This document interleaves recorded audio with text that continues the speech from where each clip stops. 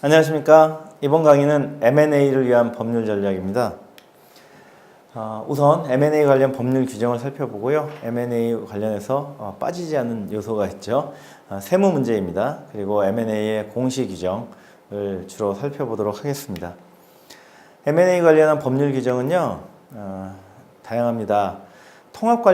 통합된 법규는 없습니다. 상법, 자본시장법, 공정거래법, 각종 세법및 기타 특별법에 M&A에 관련한 법률이 넓게 흩어져 있기 때문에 이를 일일이 찾아보기 굉장히 어렵습니다. 그래서 스타트업 여러분이 M&A에 관련한 법률을 체계적으로 이해하기가 굉장히 어려운 상황입니다. 법률가들도 보통 상법을 주로 공부합니다만 세법과 특히 자본시장법 등은 따로 공부를 해야 되고요. 특히 요즘엔 공정거래에 관한 법률까지 강화되어 있기 때문에 많은 어려움이 있습니다. 특히 기업과 기업이 결합하는 것은 이 기업 결합을 통해서 상당한 지배력을 확보할 수 있기 때문에 어떤 강력한 기업의 등장이라는 면에서는 권장할 만한 현상이기도 한 반면 한편 이제 불공정한 거래 이슈가 발생할 수 있고 게임의 룰을 불공정하게 이끌어갈 수도 있는 것이죠. 그래서 현재 대부분의 나라에서는 공정한 게임과 기회 균등을 보장하자는 것을 법 제도의 이념으로 하고 있기 때문에 공정거래법을 많이 발전시키고 있고요. 이런 공정거래의 이념이 상법이나 자본시장법 같은 데도 서서히 반영이 되어서 점차 M&A에 관한 규정이 굉장히 복잡하고 세분화되어 변화하고 있습니다. 그래서 이런 M&A 과정에서는 진행 단계를 철저하게 공시하도록 하게 돼 있고요. 공시제도를 적극 활용할 것을 요구하고 있습니다. 그리고 이 M&A 과정에서 부당하게 이익을 획득하는 것을 막기 위해서 내부자 거래를 엄격하게 제한하는 규정들을 다 가지고 있습니다. 그리고 실제 이 법률에 나와 있는 규정이 전부가 아니고요. 실제 담당하는 각 부처나 산하기관의 실무부서에서는 시행령, 시행규칙, 고시 등으로 다 위임을 해서 방대한 세부적인 규정을 마련해 놓았기 때문에 이런 규정까지 모두 살펴봐야지만 M&A를 할 때는 이런 규정들이 적용되는구나, 이런 경우에는 이렇게 해야 되는구나를 다 알 수 있기 때문에 알아야 되는 법률 텍스트의 양도 상당하게 되어 있습니다. 한편 회사는 법인이고 법인은 주식회사는 정관에 의해서 기본적인 주주 간의 협약을 정하고 있게 됐죠. 상법은 원칙적으로 M&A 관련해서 회사의 의사결정은 정관에 정해진 바에 따르도록 하고 있습니다. 일부 강행 법규를 제외하고는 정관의 자율성을 인정하고 그걸 존중하고 있는데요. 화면에 보시다시피 상법의 경우에 여러 가지 내용들 그리고 기타 법률까지 정해져 있는 것을 아실 수가 있을 것입니다. 이 중에 의사결정에 관한 것들은 이제 주로 정관에 많이 위임을 하고 있는 것이 상법의 규정입니다. 약간만 내용을 살펴보면 상법의 경우에는 합병 분할, 영업 양수도, 포괄적 주식 교환 및 이전 등등에 관한 많은 제도를 M&A를 위해서 마련하고 있고요. 자본시장법은 공개 매수 제도라든지 대량 보유 상환 제도, 주식 취득 제한 등 여러 가지 규정들도 갖고 있고, 공정거래법은 기업이 결합, 상호 출자 및 주식 소유 등을 규제하고 있고, 세법은 이제 국세법 또는 지방세법에 따라서 이런 M&A 과정에서 발생하는 주식의 이전에 따른 어떤 취득에 관련한 여러 가지 세금을 규정하고 있습니다. 또 외국인 투자촉진법, 은행법, 채무자 회생 및 파산에 관한 법률 등도 이 M&A에 관련 법령이 되겠습니다. 자, 우선 자본시장과 금융투자에 관한 법률, 자본시장법에 대해서 먼저 이해를 해야 됩니다. 자본시장과 금융 관련 법은 투자자 경영권을 보호하자는 것이죠. 그래서 법에 여러 가지 규제를 가지고 있고요. 법이 정한 특정 행위 시에 관계기관에 신고를 하거나 승인을 받는 것이 필요할 수도 있습니다. 그리고 상법보다 특별 규정이 있을 경우에 우선하기 때문에 이 불공정 거래 규제에 대한 내용이나 또 최근의 개정사항 등을 잘 이해하는 것이 필요합니다. 물론 이런 인수합병 관련해서 다양한 공시를 하는 경우가 필요한데요. 이런 공시는 뒤에서 다시 살펴보도록 하겠습니다. 특히 실권주 임의 처리 제한이 이 자본시장법에 규정되어 있는데 개정된 자본시장법이나 개정 전 자본시장법 그리고 상법에는 실권주 처리에 대해서 명시적 규정이 없었습니다. 그래서 관행적으로 회사들은 이 규정의 규전제를 이용해서 이사회를 결의를 통해 가지고 이 실권주를 처리하면서 임의로 제3자에게 배정해서 대주주의 지분율을 높인다든지 이런 방식으로 활용을 했는데요. 자본시장법에서 주권상장법인의 신주 발행 시에 실권주가 발생하면 원칙적으로 실권주 발행을 철회하고 실권주 해당 금액을 다시 조달하고자 하는 경우에는 원칙적으로 새로운 신주 발행 절차를 거치도록 규정을 강화했습니다. 자본시장법 제165의 6입니다. 그래서 이제는 실권주를 임의 처리하는 게 제한됐다는 점을 말씀드리고요. 한편 조건부 자본시장의 자본증권의 발행 제도가 있습니다. 주권상장법인이 발행할 수 있는 사채로서 상법에서 규정하고 있는 사채들과 다른 종류인 조건부 자본증권 제도가 도입이 됐습니다. 구체적으로는 전환형 조건부 자본증권과 삼각형 조건부 자본증권 제도 있는데요.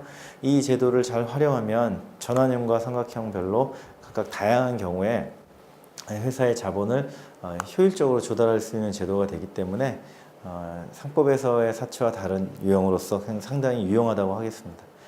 한편 이번 자본시장법에서 강화한 것은 시장질서 교란 행위를 굉장히 강화했는데 말씀드린 대로 투자자 보호를 위해서입니다. 특히 내부자 거래를 철저하게 금지하고 있고요. 시세 조정 행위나 부정거래 행위, 시장질서 교란 행위를 모두 엄히 금지하고 형사처벌까지 규정하고 있습니다. 기존의 불공정 거래 행위는 회사 내부자 등이 미공개 중요 정보를 이용하는 것, 즉 임직원, 주요 주주, 그리고 인허가권자, 계약 체결자, 또 1차적인 정보 수령자 등에 국한했다면 개정법상 시장질서 교란 행위는 2차, 3차 정보 수령자도 이 내부자 거래 범위에 포함시켰습니다. 그리고 해킹하거나 절취한 정보를 2차, 3차 수령한 경우에도 이 시장질서 교란 행위로 규정을 하고 있고요. 또 시장에서 정보를 생성해서 2차, 3차 수령해서 그걸 이용하는 생성 이용의 경우에도 교란 행위에 포함시켰기 때문에 사실 이 자금 조달과 관련한 여러 가지 행위를 모두 포괄적으로 다 범죄로 규정하고 있는 것을 알 수 있습니다. 특히 시장 정보를 생성하는 행위는 연기금 펀드 매니저가 본인의 또는 제3자 투자 목적으로 기금 운용 정보를 만들어서 자기가 최초로 시장에 공급하는 그런 경우를 말합니다. 그리고 외부 평가기관의 평가 기능이 매우 강화되어 있는데요. 특히 주권상장법인인 경우에는 합병 또는 중요한 영업 또는 자산의 양수, 주식의 포괄적 교환, 이전 분할 등 하는 경우에는 대통령령으로 정하는 조건 및 방법에 따라야 되고요. 외부 평가기관으로부터 가액 등에 관한 평가를 받아야 됩니다. 비상자본법인은 합병 가액은 자산가치와 수익가치를 가중산술 평균해가지고 그 금융위원회가 정하여 고시하는 방법에 따라서 유사한 업종을 영위하는 법인의 가치와 상대적으로 비교해서 공시하도록 하고 있기 때문에 이 회사의 가치를 함부로 부풀리지 못하도록 하고 있습니다. 아시다시피 최근에 증권형 크라우드 펀딩 제도가 도입됐죠. 그래서 7억 이하의 자금을 1년 이내에 마련할 수 있게 하는 제도인데요. 창업기업의 원활한 자금 조달을 목표로 하고 있습니다. 그래서 이런 증권형 펀딩, 크라우드 펀딩 제도는 비상장 기업이나 벤처기업, 이노비즈 기업은 그 혜택을 볼 수 있게 해줬고요. 투자자들도 일반 투자자부터 전문 투자자까지 참여할 수 있게 했고 이러한 크라우드 펀딩을 영위하는 사업자를 온라인 소액 투자 중개업자라고 합니다. 금융위원회 역시 등록이 필요하고요. 자본시장법상 투자 중개업의 일종이기 때문에 엄격한 대주주 요건 심사를 받고 그리고 그 등록 당시에 대주주 적격이라든지 여러 가지 자본 내 충실성이라든지 이런 것에 대해서 엄밀한 심사를 받고 등록을 받게 되겠습니다. 한편 이제 독점규제법에 관련 규정들이 있는데요. 독점규제법은 말 그대로 어떤 기업이 시장을 독점해서 불공정한 여러 가지 일들을 하는 것을 제한하기 위한 법이지 않습니까? 그래서 M&A를 통해서 지주회사가 기업 결합을 하는 경우 등이 바로 독점규제법이 다루는 대표적인 이슈들인데요. 스타트업의 경우에도 이미 독점규제법에서 규율을 받고 있는 대기업 집단이라든지 이런 곳에 인수를 받게 될 때는 독점규제법이 적용되게 되는 것이죠.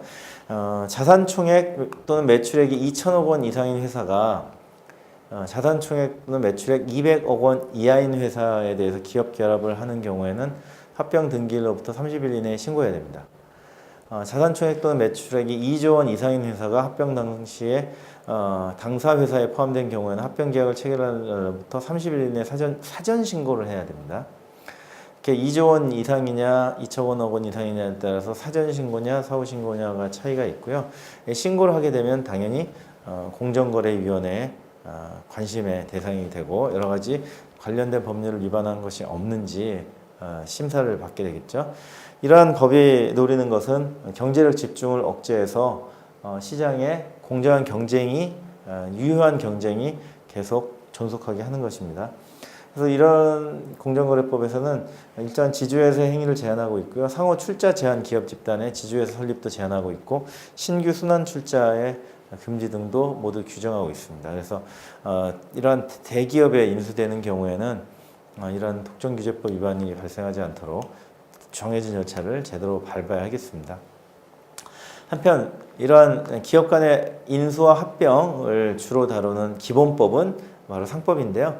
상법에 정해진 절차적 규정을 제대로 지키지 못할 경우에는 합병 자체가 무효가 되어버릴 수가 있습니다. 그래서 매우 주의해야 됩니다. 특히 주주총회 특별 결의사항을 잘 준수해야 되는데요. 주식을 분할하거나 등등 또 주식의 포괄적 교환이나 이전을 하거나 기업의 합병 및 분할을 하거나 할 때는 출석한 주주 의결권의 3분의 2 이상 그리고 발행 주식 총수의 3분의 1 이상의 수가 있어야지만 이러한 사항들을 결의할 수 있게 되는데요. 이 요건을 잘 지키는 게 중요합니다. 그리고 이러한 인수합병에 반대하는 경우에는 바로 주식 매수 청구권을 행사할 수 있고요. 또 일정한 채권자 보호 절차와 그리고 분할하고 분할 합병하는 데 있어서 상법에 이사들의 연대 책임 제도가 규정되어 있습니다.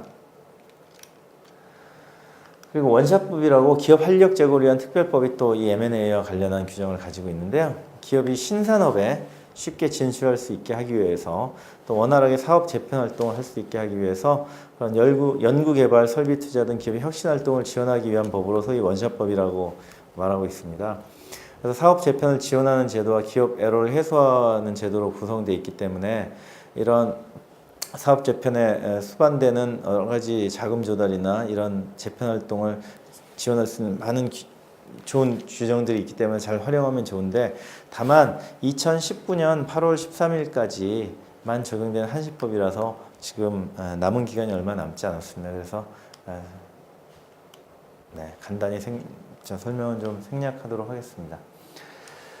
세무 문제가 M&A 시에는 많이 발생하는데요. 사실 기업을 창업해서 훌륭한 기업으로 키운 다음에 이렇게 다른 대기업에 인수되는 과정을 이제 엑시트한다고 얘기를 하죠. 그래서 많은 주식 매각 대금을 손에 넣고 어떤 벤처 캐피탈리스트로 변신하는 경우도 우리가 보게 되고 이러한 엑시트를 여러 번 반복함으로써 점점 큰 자본을 모으게 된 분들이 점점 더 큰 회사를 차려서 굉장히 국가사회적으로 좋은 일 하는 것을 많이 볼 수 있을 것입니다. 한편 이 과정에서 여러 가지 세법에 관한 규정들을 잘 준수하지 못하면 바로 조세 포탈이 되고 훌륭한 성공한 기업가이지만 한편으로 조세법 위반 사범이 되는 불명예를 안을 수 있기 때문에 이런 세금과 관련한 부분을 철저하게 잘 준수하는 관심과 노력이 필요하다고 말씀드릴 수 있겠습니다. 실무상 M&A 과정에서 사용되는 방안은 합병을 하거나 인적 불안을 하거나 물적 불안을 하거나 또는 현물 출자를 하거나 주식을 포괄적으로 교환하거나 영업 및 자산 양수도 등을 활용하는 방법입니다. 주식의 포괄적 교환은 법에 규정되어 있지만 흔히 발생하는 일은 아닌데요.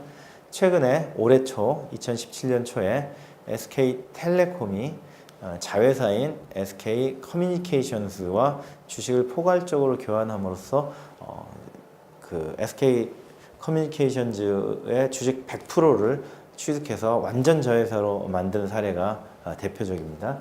주식의 포괄적 교환이라는 제도도 특히 상장 회사인 경우에 주식 그런 100% 자회사로 되는 것을 반대하는 주주가 있는 경우에 이 주주 간의 관계를 굉장히 신속하고 효율적으로 처리할 수 있는 제도로서 그 가치가 있음이 이번에 확인이 되었는데요. 이런 과정에서 많은 세무 문제가 발생하게 됩니다. 특히 법인세법에는 구조조정 관련해서 주요 규정이 있습니다. 합병, 인적 및 물적 분할, 현물 출자를 할 때 어떤 세금을 내야 되는지 규정이 있고요. 또 과세특례 규정이 있고요. 양도 과정에서 차손익을 계산하는 방법에 관한 규정이 있고요. 또 부당행위라고 하는 것인데요. 그럼 부당행위가 발생한 경우에는 계산을 부인하는 제도, 또 자산 및 부채의 취득가액, 승계가액을 정하는 제도, 각종 세무조정사항, 세액공제, 승계 관한 규정들이 법인세법에 모두 있습니다. 한편 과세특례는 조세특례제한법과 지방세특례제한법에 있고요. 그리고 법인세법과 소득세법엔 또 일정한 경우에는 배당을 의제하는 제도가 있기 때문에 주의해야 됩니다. 지방세법에 취득세, 간주취득세, 등록면세가 규정되어 있고요.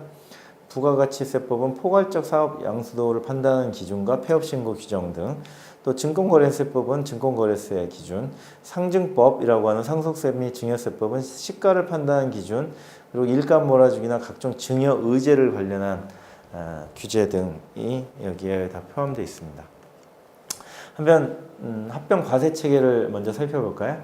법인세법상 합병은 피합병법인이 모든 순자산을 합병법인에게 양도하고 합병법인으로부터 주식 등의 합병 대가를 받아서 합병법인의 주주에게 나눠준 다음에 그 법적 실체를 없애버리는, 소멸시켜버리는 그런 절차를 말합니다.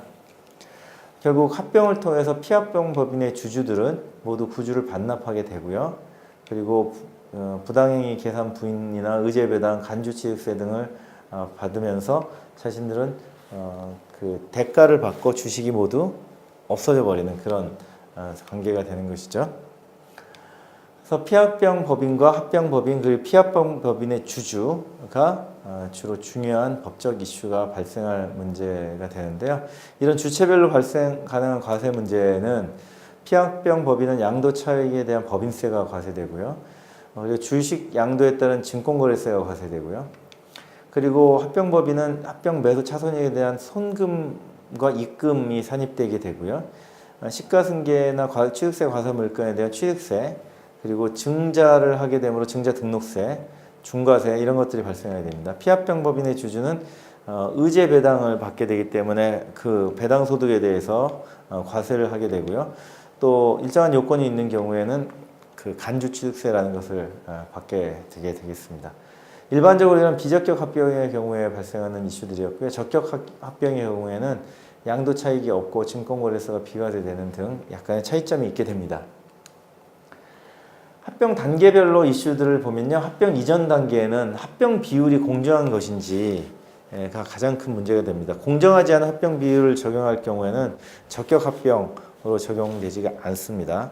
그래서 원칙적으로는 합병 당사 법인의 시가 기준으로 선정한 합병 비율을 적용해야 됩니다. 그럼 이 시가를 선정하는 게 굉장히 중요해지겠죠? 구체적 적용례로는 합병 일방 또는 양사가 상장사일 경우에는 자본시장 통합법에 따른 합병 비율을 계산해서 그걸 인정해야 됩니다. 상장사는 주식의 가치 시가총액이 다 나와 있죠. 근데 비상장사 간 합병일 경우에는 세법상 시가를 적용하게 됩니다. 그래서 그 시가 차이에 따라서 합병 비율을 결정하게 되는 것이고요. 특수 관계자 사이에는 통상 상속 및 증여세법상 보충적 평가를 거쳐서 이제 그 합병 비율을 인정하게 됩니다. 이 과정에서 발생할 수 있는 세무관 리스크는요, 주주 간 부당행위로 인정되게 되면 이 계산을 부인하게 되는 효과가 발생해서 과세가 발생하게 되고요. 피합병법인의 양도손익의 감소에 따라서 부당행위가 계산이 부인되는 경우도 있습니다. 이렇게 불공정 합병으로 인정되게 되면 실제로 이전하는 가치를 초과로 받게 되는 법인 쪽에는 당연히 합병법인에게는 불공정 합병에 따른 그러니까 이 증여세가 발생하게 되죠.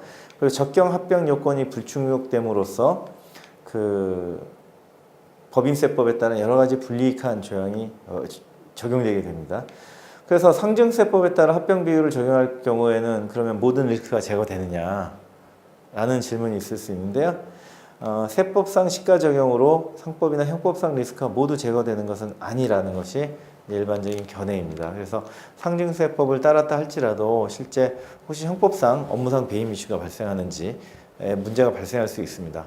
상증세법상 최근 3년간 평균 영업이익이 흑자이냐 적자이냐에 따라서 여러 가지 가치를 산정하는 기준이 있는데요. 그것에 따른다 할지라도 실제 비상장 주식의 거래가가 있을 경우에는 그것이 상법이나 형법상 어떤 불법적인 이슈를 야기할 수 있다는 것을 좀 주의하고 그 단계에서 구체적으로는 변호사 및 세무사와 상의를 하셔야 될 것입니다. 합병 단계에서는 이제 과세가 이연되고 또 조세 감면을 위해서 적격 합병이 되는지 요건을 검토하는 게 바람직합니다. 즉 사업의 목적에 따라서 주식 교부의 비율을 정하고 주식 배정의 요건을 정하고 지분이 연속되는지 또 주식 보유 요건이 되는지 사업이 계속되는지 등을 다 고려해서 이것들이 충족됐을 때 바로 적격 합병이라고 인정을 받게 되는 것이거든요. 예를 들자면 합병 등기일 현재 1년 이상 사업을 계속하는 내국 법인 간의 합병인지 합병 대가의 총 합계액 중 주식 등 가액이 80% 이상인지 그리고 피합병 법인의 지배주주 등에게 다음 산식에 따른 가액을 각각 배정하는지 그래서 교부 주식의 총 합계액에다가 지분율을 곱해서 이 가액 이상을 실제 배정을 해야 됩니다. 주요 지배주주 등이 합병 등기에 속하는 사업 연도 종료일까지 주식을 계속 보유하고 있어야 됩니다. 중간에 이렇게 팔아버리고 조기 엑시트하는 걸 막기 위한 것이죠. 다만 부득이한 사유에는 예외가 있습니다. 그리고 등기일에 속하는 사업연도 종료 시까지 승계사업을 역시 또 계속 영위해야 됩니다. 이런 것들을 살펴보고 그 사업연도 말까지 살펴본 다음에 적격합병으로 이제 세무당국이 인정해주게 되는 것입니다. 합병당에 또 부득이한 사유가 존재되면 조금 전에 말씀드린 여러 요건들을 좀 완화할 수가 있게 되는데요. 예를 들면 합병으로 교부받은 전체 주식의 2분의 1 미만만 처분하는 경우에는 그 당해 연도 말까지 보유하지 않더라도 예외적으로 인정해 줍니다. 지배주주 간 처분은 처분이 아닌 것으로 봅니다. 사실상 지배주주 사이에서만 주식이 왔다 갔다 하기 때문에 지분율의 변동이 없게 되죠. 그래서 그거는 주주의 지배주주의 비율의 변동이 없기 때문에 처분이 아닌 것으로 봐지고요. 합병 외에서 취득분을 보유한 경우에는 당연히 주식부터 처분한 것으로 봅니다. 그래서 취득분, 합병 이외의 취득분을 먼저 인정해 주는 것이죠. 사실 취득하고 나면 지분 다 섞이게 마련인데 예를 들어 1%는 합병 외에 이미 취득하고 있었다라고 한다면 1%를 팔았을 때 바로 그 합병 외의 주식부터 처분한 것으로 봐주는 예외를 적용해 주게 됩니다. 또 사망한 지배주주가 있다든지 이런 것은 어쩔 수 없는 것이죠. 이런 등등의 예외가 있으므로 이게 지분의 연속성 관련해서 잘 살펴보고 완화된 요건이라고 주장할 수가 있겠습니다. 사업이 계속되는 경우냐의 요건에 있어서는 파산이나 또 적격 합병 등 포괄적 양도에 따른 처분 또 법원의 회생 절차에 따라서 법원이 처분해 버리는 경우 이런 경우는 사실 어쩔 수가 없는 것이죠. 그런 경우에는 면책 사유가 되겠어요. 그리고 합병 단계 구체적으로 이제 어떤 것이 적격 합병에 해당하는지를 한번 사례 검토를 해보겠습니다. 주식만 보유하고 직원도 없는 SPC는 바로 적격 합병의 사업의 목적 요건을 충족하는가라는 질의가 있을 수 있는데요. SPC는 특수목적법인인데 주식만 있고 직원이 없지 않습니까? 그래서 사실상 사업을 영위하고 있지 않은 법인으로 판단될 가능성이 상당히 존재합니다. 그리고 세법상 공정한 비율 산정 시 100주를 교부해야 되는데 불공정 합법비율 적용으로 75주를 발행해서 교부하는 경우는 혹시 주식 교부 비율 요건을 위반하는 것이냐라는 질문에 대해서 유권에서상 공정한 비율 적용 시 교부해야 될 주식은 원래 80%로 판단합니다. 그래서 25주가 지금 부족하게 되는데요. 합병 교부금을 포기한 것으로 간주해서 바로 적격 합병 요건에 해당하지 않는 결과를 가져오게 됩니다. 다음 질문은 지분 비율대로 배정했지만 단주 발생으로 인해서 지배주주의 지분율이 기존 지분율보다 하락하는 경우가 발생하게 됩니다. 그래서 하지만 상법에 따라서 단주 처리해서 이런 결과가 발생한 것 뿐이고 그런 주식 배정 외에 다른 대가를 지급하지 않은 것이 확인된다면 적격 요건은 여전히 충족한다는 것입니다. 주식 보유 요건 중에 피합병 법인 지배주주가 2인 이상인 경우에 어느 지배주주 일방만 50% 이상 처분하는 경우는 어떻게 되느냐라는 질문이 있는데요. 지배주주가 2인 이상인 경우 각각의 지배주주 모두를 기준으로 판단해야 됩니다. 그래서 지배주주 중에 일방이 처분하더라도 적격 합병 요건에 충족을 하지 않게 되겠습니다. 사후관리 요건 중에 적격합병 요건으로 과세 이연을 받은 후에 합병 등기일이 속하는 사업연도의 다음 사업연도 개시일로부터 2년 이내에 다음의 사유 발생 시에는 과세특례가 중단됩니다. 과세를 이연받은 다음에 과세특례가 중단되면은 난처한 경우가 생기기 때문에 주의해야 됩니다. 즉 사업을 폐지해 버리는 거죠. 그리고 지배주주가 합병법인으로 받은 주식을 처분해 버리는 경우입니다. 이런 경우는 합병을 이용하고 적격합병 요건을 충족시킨 다음에 바로 사업과 주식을 처분해서 바로 엑시트해 버리는 것이기 때문에 과세 특례 제도를 악용한 것으로 보고 바로 특례를 중단하는 조치를 취하게 되게 됩니다. 이런 사후관리 요건을 위배하는 결과는요, 자산 조정 계정 장액 중 총합계액이 0보다 큰 경우에는 일시에 그 돈을 입금으로 산입하고요. 승계받은 2월 결성금 중 기공제 금액은 전액 일시에 입금으로 산입하고요. 합병 매수 차손익 일시 입금 산입 후에 합병 등기일부터 5년 이내 균등 송금으로 산입해버립니다. 굉장히 재무회계상 많은 변수가 발생하기 때문에 주의하는 것이 좋을 것 같습니다. 한편 법인세 신고 납부 의무가 발생하는데요. 사업연도 개시일로부터 합병 등기일까지의 의제 사업연도가 새로 형성이 되게 되는데 이 경우에 부가가치세 및 또 폐업 신고 의무도 발생합니다. 과세기간 개시일로부터 합병 등기일까지를 과세기간으로 보아서 그 당시까지 발생한 부가가치세를 신고하고 법인 합병신고서에 사업자 등록증을 첨부해서 폐업한 사실도 신고해야 됩니다. 당연히 소멸되는 피합병 법인은 더 이상 영업을 하지 않기 때문에 일종의 청산 절차 거치고 세금도 마저 다 내는 절차를 밟게 되는 것이죠. 이를 적격합병과 비적격합병으로 나눠서 보면 양도손익은 합병법인으로부터 받은 양도가액이 됩니다. 합병 등기일 현재 피합병 법인의 순자산 장부가액이고요. 이 양도가액은 교재에 있는 가나 다를 합한 금액이 되게 되겠습니다. 과세 이연 효과는 적격합병의 경우에 발생하는데 적격합병 요건을 충족할 경우에 피합병 법인 단계에서 양도손익에 대해서 과세하지 않고 합병법인에서 과세하게 됩니다.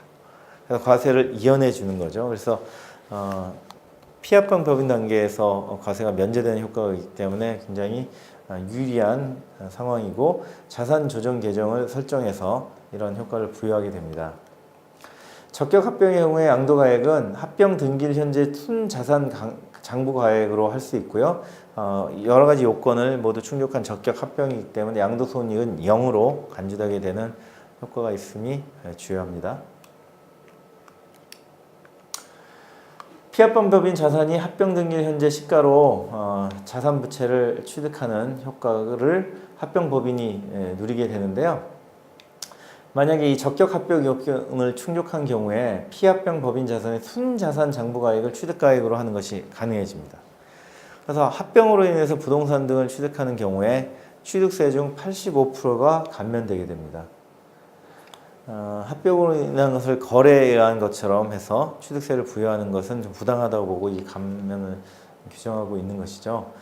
자세히 여러 가지 요건을 표로 정리해 보면 비적격 합병의 경우에 자산 승계가액은 합병 등기일 현재 시가가 됩니다.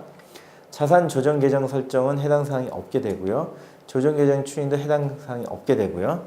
합병 매수 차손익은 합병 등기일로부터 5년간 월할 송금 입금 산입하고 그리고 합병 매수 차손이 있는 경우에 자산성이 있는 경우에 손금으로 처리하는 게 가능합니다. 유보 2월 세액 공제는 미승계되고요. 2월 결성금도 미승계되고 승계자산 처분선에서 미승계됩니다. 반면 적격합병의 경우에는 자산 승계가액은 장부가액이 됩니다. 굉장히 혜택이 많죠. 그리고 자산 조정 계정 설정은 양도받은 자산 부채를 시가로 계산하는데 시가와 장부가액의 차이 금액을 자산 조정 계정으로 계산하고서 그 입금 또는 송금으로 계산해 주게 됩니다. 자산 조정 계정 추인은 상각 또는 처분 시에 추인하게 되고요. 합병 매수 차손익은 이제 해당 사항이 없게 되고 유보 이월세액은 승계받아서 합병법인의 사업부문 세액에 대해서 나중에 공제 처리도 가능하게 됩니다. 세액 공제가 이월되게 되는 것이죠. 2월 결성금도 승계되는데 다만 승계받은 사업부에서만 공제되고요. 승계자산을 처분했을 때 손실이 발생하게 되면 5년 이내에서는 손금으로 삽입해주는 혜택을 볼 수 있게 되는 게 합병법인의 세무상 특례라고 말씀드릴 수 있겠습니다. 이러한 과정에서 주주는 이 과세 이연 효과를 보게 되는데요. 피합병 법인의 경우 주주의 납세 의무가 발생하는데 의제 배당 소득을 받게 되죠. 그에 대해서 법인세 또는 법인주주 또는 소득세, 개인주주의 납세 의무가 발생하게 되는데요. 그 피합병 법인, 합병 법인의 과세 이연의 효과는 지금 말씀드린 대로 적격 합병이냐 비적격 합병이냐에 따라서 달라진다는 것은 이미 말씀드렸고요. 합병 법인의 주주는 비적격 합병의 경우에는 불공정한 합병 비율로 인한 이익 분배로 인해서 부당 행위의 계산 부인이 적용되는 효과가 있음을 유의하셔야 됩니다. 그래서 표로 또 정리를 해 보았는데요. 비적격 합병의 경우에는 의제 배당이 발생하게 되는데 피합병 법인의 주주가 취득한 합병 대가에서 피합병 법인의 주식 취득가액을 뺀 금액이 이제 바로 의제 배당의 합병 대가로 보게 되고요. 합병 대가는 합병 교부 주식의 가액에다 금전 기타 재산 가액을 합계한 것을 말합니다. 그리고 주식 가액은 비적격 합병은 취득 당시 시가가 되고요. 적격 합병은 종전의 장부가액으로 처리되게 됩니다. 합병 신주 취득 원가는 종전 주식의 장부가액에다가 의제 배당의 불공정 자본거래에 인한 특수관계자로부터 부여받은 이익에서 합병 대가 중에 금전 및 기타 재산가액을 합계한 것을 뺀 금액을 취득원가로 해주기 때문에 여러 가지로 다른 효과가 있게 됩니다. 그래 오른쪽 표에는 이를 비적격 합병과 적격 합병의 경우에 양도가액이 시가보다 큰 경우 그리고 시가가 양도가액보다 큰 경우를 따져서 합병매수 차손과 합병매수 차익이 발생하는 것을 이렇게 표현을 해드렸고요. 이런 경우에 합병 양도 차익이 차손이 합병 양도 차손이 작고 합병 양도 차익이 큰 경우에는 피합병 법인은 합병 양도 차익에 대해서 입금 처리가 되고 합병 법인은 합병 매수 차손에 대해서 손금 처리가 됩니다. 마찬가지로 합병 매수 차익과 합병 매수 차익이 시가가 더 커서 양도가액보다 시가가 더 큰 경우에는 피합병 법인은 합병 양도 차익에 입금이 발생하고 합병 법인은 합병 매수 차익에 대해서 입금이 발생하게 되는 효과가 있게 됩니다. 그리고 자산조정 계정은 적격 합병의 경우에는 비합병 법인에는 과세가 없고요. 합병 법인에서 자산조정을 계상하게 되고 그리고 시가가 더 큰 경우에는 자산조정 계정은 1 플러스 2가 되기 때문에 피합병 법인은 과세가 없고 합병 법인은 자산조정 계정에 계산을 하는 과세 이연 효과를 보게 되겠습니다. 다음으로 이제 이 M&A 관련해서 여러 가지 공시 규정을 잘 지켜야 된다고 말씀을 드렸는데요. 공시는 신속하고 정확하고 용이하고 공평하게 해야 되는 것이 요건입니다. 이런 기업 공시제도는 여러 가지 법의 그 법적 근거를 갖고 있는데요. 가장 기본이 되는 법은 바로 자본시장법입니다. 자통법에 의해서 159조에서 161조 그리고 361조까지 자통법에 의해서 공시를 받게 되고요. 그리고 이 자통법은 공시 의무의 법적 근거와 주요 사항 보고서 제출 의무, 공시 의무의 사항, 거래소 공시 규정 마련과 운영 근거를 가지고 있습니다. 증권의 발행 및 공시 등에 관한 규정을 금융위원회가 가지고 있는데요. 발행시장 중심의 공시 내용을 규정하고 있고요. 유통시장의 공시 내용도 포함하고 있습니다. 또 한국거래소가 공시 규정도 갖고 있는데 이 유통시장에서 공시 의무 규정을 여기서 구체적으로 담고 있습니다. 한번 구체적으로 살펴보도록 하겠습니다. 그 기업 공시제도의 분류와 주요 공시사항에 대해서 설명하고 있는 표인데요. 발행시장 공시의 경우에 증권신고서, 투자설명서, 그리고 증권 발행 실적 보고서 등을 함께 첨부해서 공시를 해야 됩니다. 그리고 유통시장 공시의 경우에는 정기공시, 지분공시, 특수공시, 주요사항 보고서 등을 제출해야 되고요. 정기공시의 경우에는 사업보고서, 반기보고서, 분기보고서 등을 정기적으로 공시를 해야 됩니다. 그래서 이 주식이 상장된 경우에는 바로 이 공시제도와 관련해서 투자자들과 지속적으로 관계를 맺어야 되기 때문에 소위 말하는 기업마다 IR팀을 두고 이런 업무를 처리하게 하고 있는 것을 볼 수 있습니다. 또 지분 공시 같은 경우는 임원 등의 특정 증권 등의 소유 상황을 지속적으로 보고해야 되고요. 이 변동이 발생한 경우에도 보고해야 됩니다. 주식 등의 대량 보유 상황 보고서 등을 법정 요건에 따라서 보고하게 되겠습니다. 또 한편 특수공시가 있는데요. 어떤 기업을 M&A 하기 위해서 공개 매수하겠다고 할 때에는 공개 매수 신고서를 내야 되고, 또 시장을 조성하고 안정 조작하는 경우에는 그 해당 신고서 등을 공시하게 되어 있습니다. 한편 주요 사항 보고서는 어떤 부도가 발생했거나 은행 거래 정지가 되는 경우에 바로 주요 사항을 보고하게 되어 있고요. 또 합병이나 주식의 포괄적 교환 이전 등의 경우에도 주요 사항으로서 공시를 하게 되어 있습니다. 이상 위쪽은 공적인 규제로서 금융위가 법령으로서 정한 사항이고요.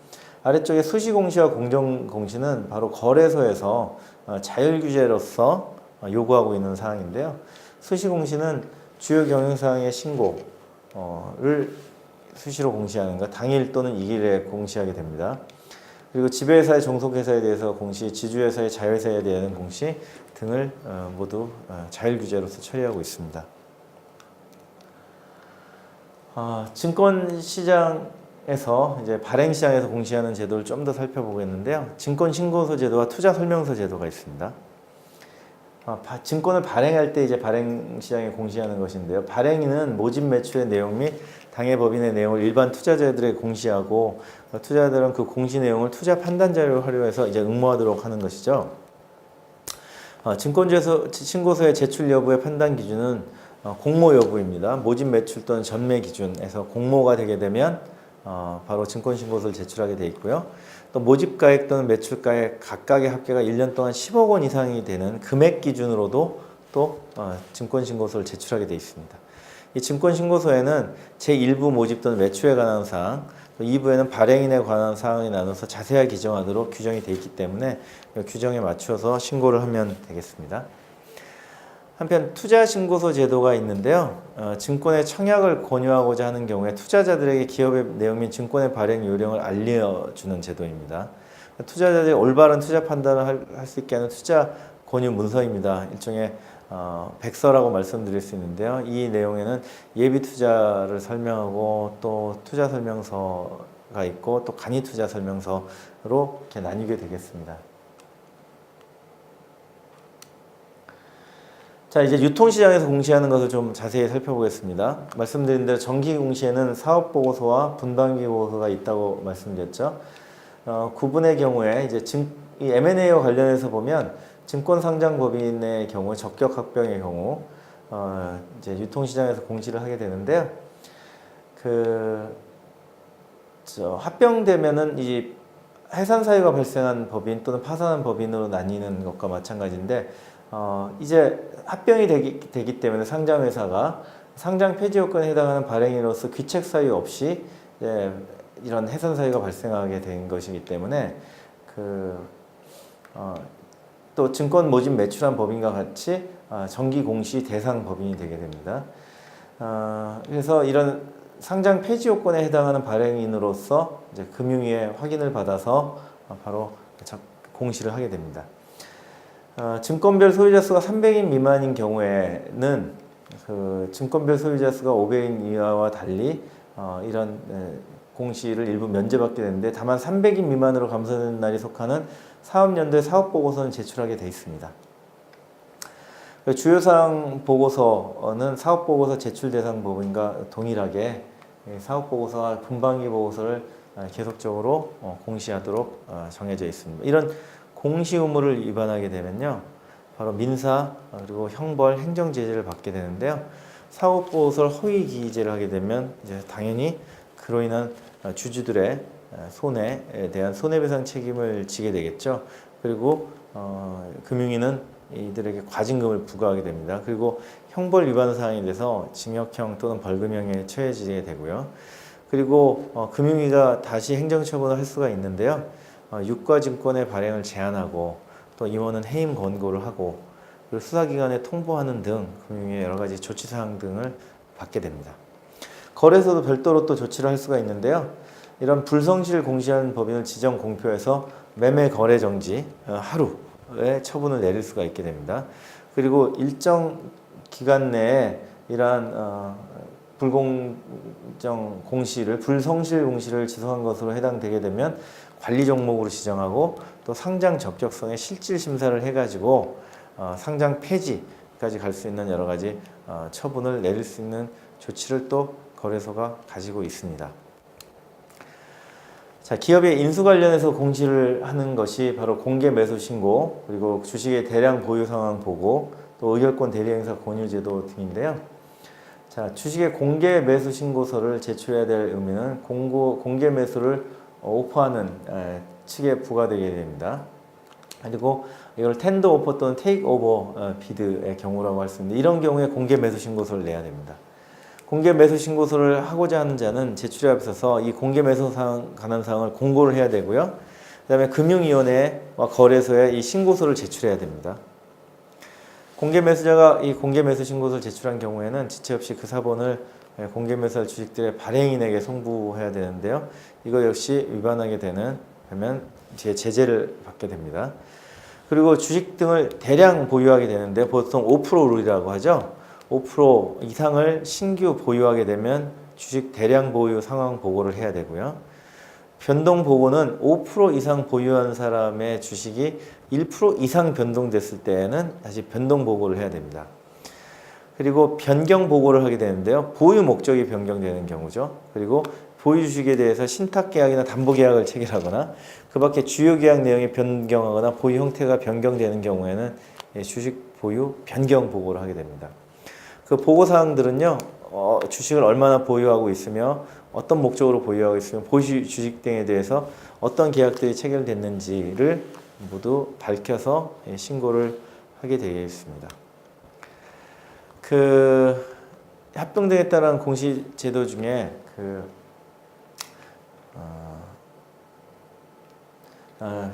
합병, 분할 합병, 그리고 중요한 영업자산 양수도와 주식의 포괄적 교환 이전 시에 지금 말씀드린 대로 그 의결권 대리행사 권유를 하는 제도가 발생하게 되는데요. 그 주요사항 보고서는 사업보고서 제출 대상 법인이고요. 그 제출 사유는 주요사항 보고서를 제출하게 되는 사업보고서 제출 법인의 요건들이 오른쪽에 이렇게 설명이 되어 있습니다. 제출 사유는 지금 말씀드린 M&A 관련해서 합병 분할이 발생하는 경우죠. 그 등기를 한 때 주요사항 보고서를 내게 되어 있고요.